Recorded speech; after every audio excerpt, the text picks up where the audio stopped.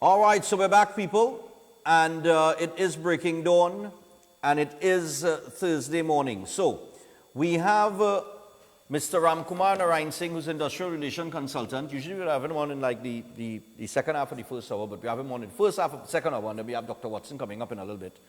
And we're going to talk about fair versus unfair appraisals, right? In terms of your performance in the workplace. So we want to bring him in via Zoom and say good morning to him. What's going on, man? Morning, Stefan. Morning, Trinidad and Tobago. Nice, man.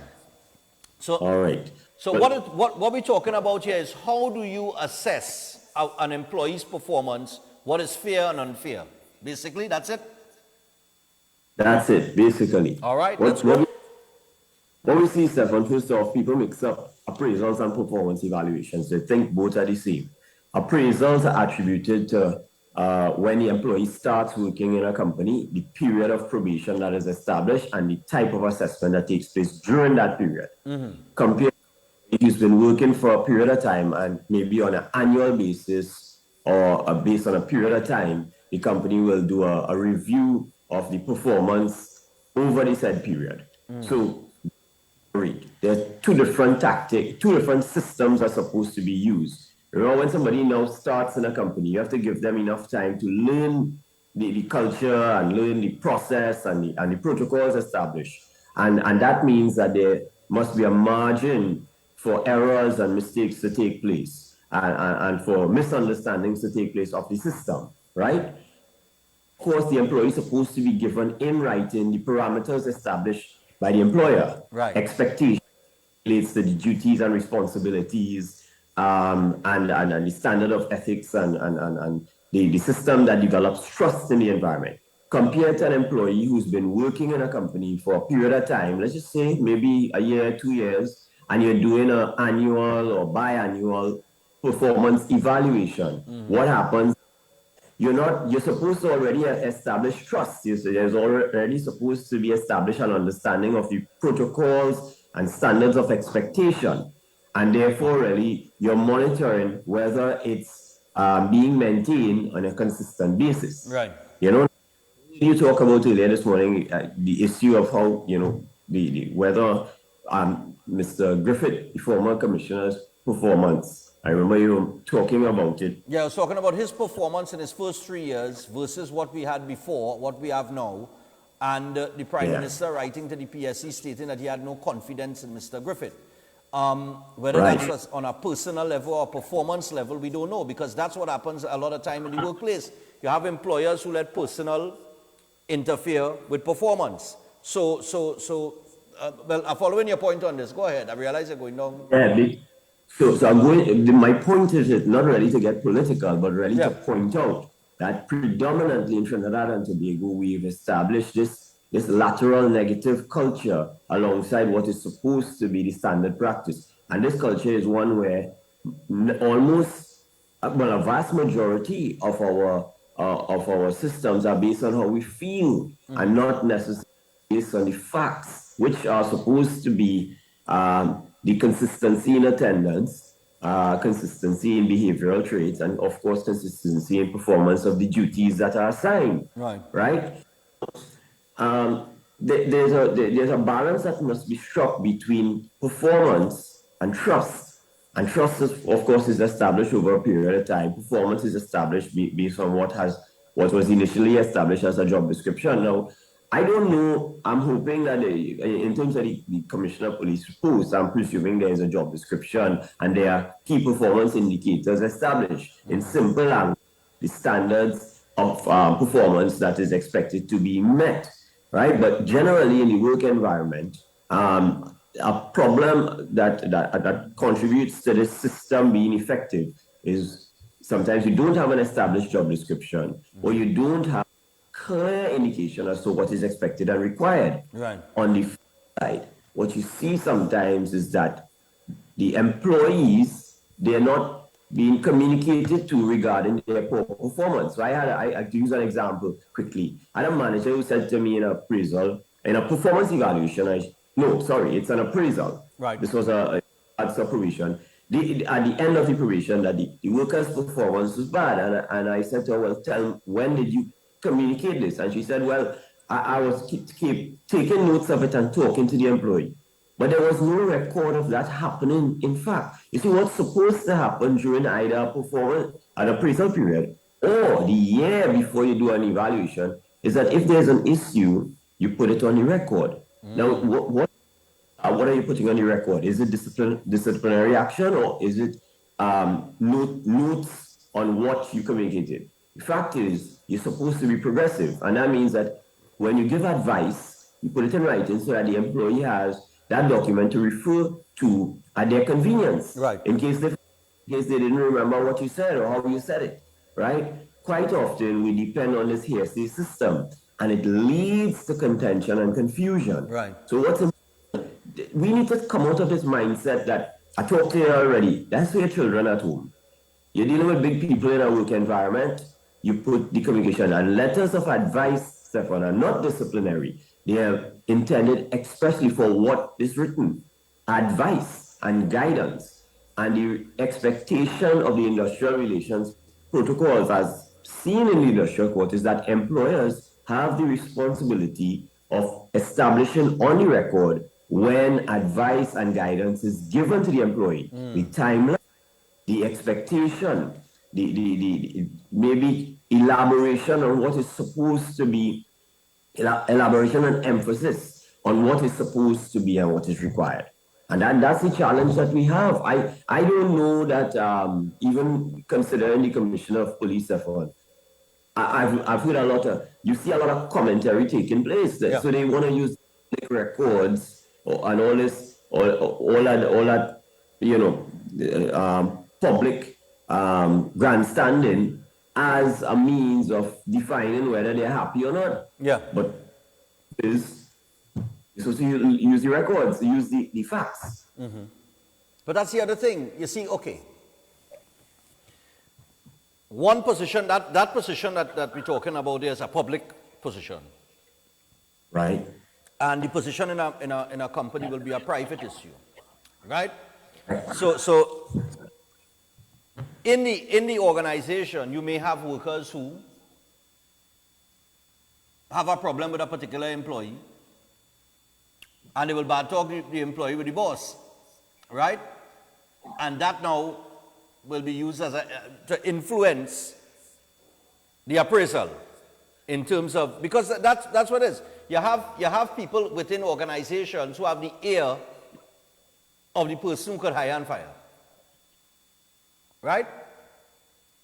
Yeah. So if they have a problem with you on a personal level, but I always say you have personal, performance, and professional. So you don't let personal business get involved of an employee's performance, and you try to keep it as professional as possible. All right? We always have to maintain that you're a professional, but let's be realistic. Emotions get involved in decisions. And it's the same thing like I was talking about with the Commissioner of Police issue. It's some kind of emotional nonsense going on there. And the people suffering. So just suppose that to a company. You may have an employee and you really don't know how valuable the employee is until they remove the employee from the position that they're in. And then you start to get all sorts of problems. And then you have to ask yourself if you make the right decision.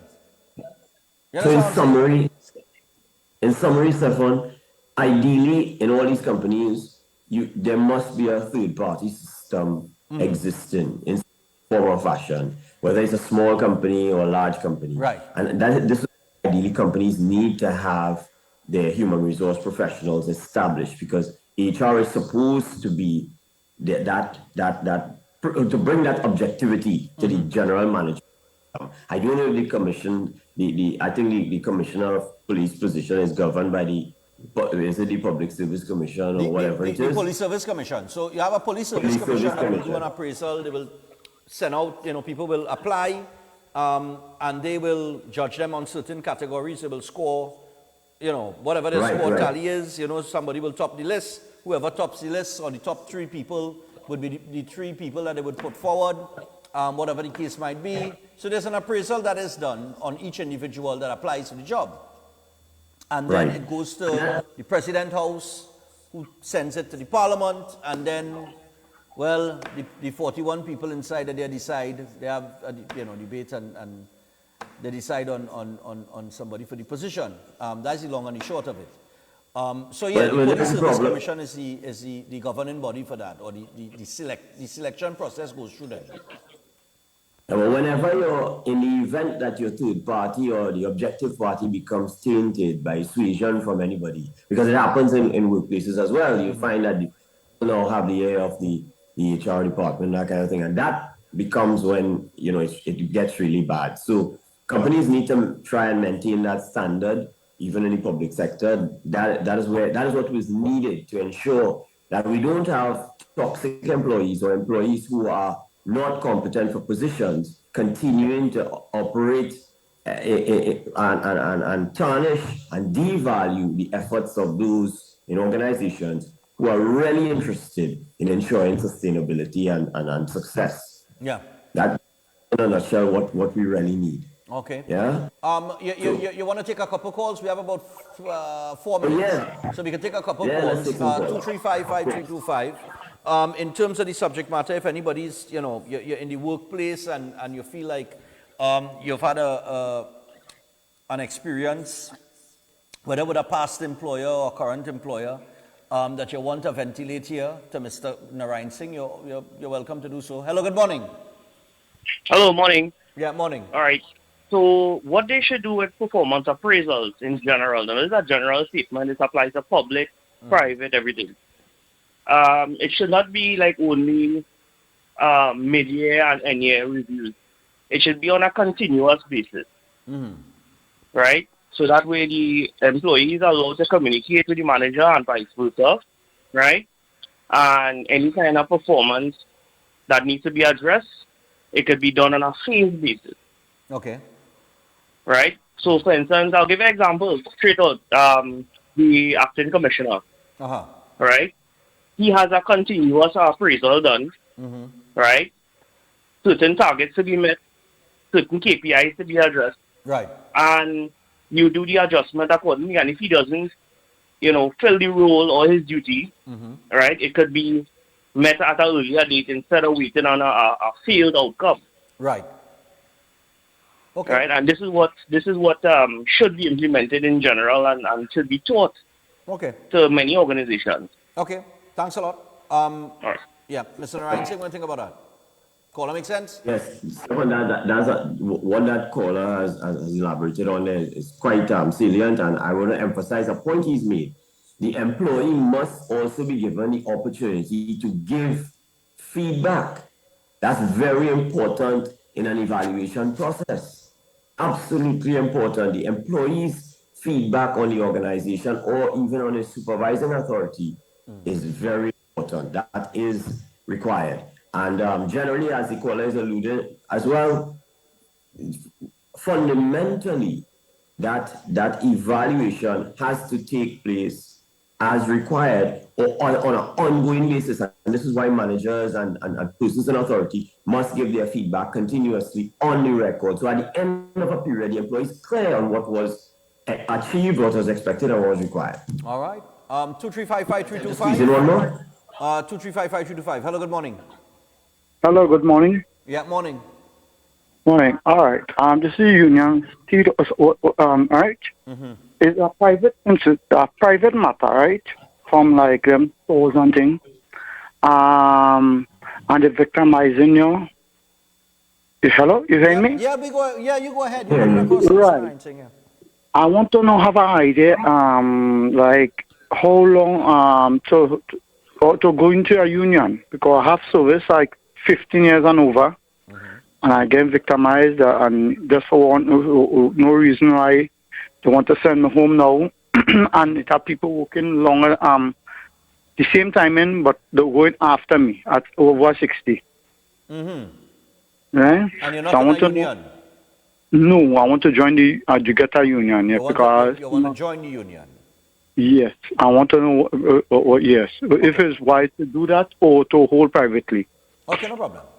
All right, Mr. Narinesingh will Real answer. quickly, Stefan. Okay. Real quickly, we have over 100 unions registered in Trinidad and Tobago. And of course, caller, if you feel that you are being treated a certain way, it's very important that you, of course, secure your interests and join a union. Don't leave it and wait and that kind of thing. But I want to say this. This is, Stefan, is when you have employers who have a problem or may have a legitimate issue with their employee, but they are not clear and concise in their communication with the employer, their method of treating with a problem, quite often than not, you find that the employee now will get to a place where they feel victimized or they feel unfairly treated. And that is why it's very important that in the process of handling any issues related to performance, attendance, or general behavior, the communication must be clear and it must be in writing. Okay. Yeah. And well, we out of time, but I'll give you 30 seconds for a closing comment. But just to the last caller, like Mr. Narinesingh said, you have to secure your interests. And if in securing your interests, the best option is to join a union, don't stick. Yes. So in basic terms. So go ahead. 30 seconds. Well, not 30 seconds, but go ahead and give your closing comments. Just to say, so Trinidad and Tobago, we need to remember we are facing a situation in this country that's unprecedented. It continues to be unprecedented. And therefore, companies and employees are both trying to figure this out. Cost of living is totally gone off the charts. Everything that's related to the operating cost of a business is also going off the charts. And a lot of companies are now struggling to make ends meet. It's very important that on a work day, when you come to deliver on your part, you do your best to do the best that you can, right? The best efforts must be applied, and companies, the best efforts must be applied to manage your business prudently. You can't continue to operate in a lavish manner and at the same time ask your employees to bear the brunt of that struggle. So there must be a balance in this, and we no longer have room, Stefan, in this country for people who want to deliver 20% and expect 100% salary and expect 100% benefits and expect 100% consideration. In companies now, anybody that's not willing to do their part in accordance with what is expected and required, they are now presenting a danger for the sustainability and the employment security of all the others. And it's very important that we become collectively responsible for the institutions and organizations that we are part of, so that we can all secure our interests and livelihoods going forward. That's right. So that's. Thanks a lot for joining us, Mr. Narinesingh. And as you mentioned that, but this is a topic for another day. On the putting, the 20% putting out on the 100% expectancy to get back. People have to remember we're going into the digital age, and technology is making leaps and bounds. So if somebody else doesn't replace you, most likely a computer will. Just keep that in the back of your head. Maybe that's a topic for another day. But people, Mr. Ramkumar, Narinesingh, thanks a lot. And see you next week, man. All right. Of course. So that is Mr. Narinesingh, Industrial Relations Consultant. And just before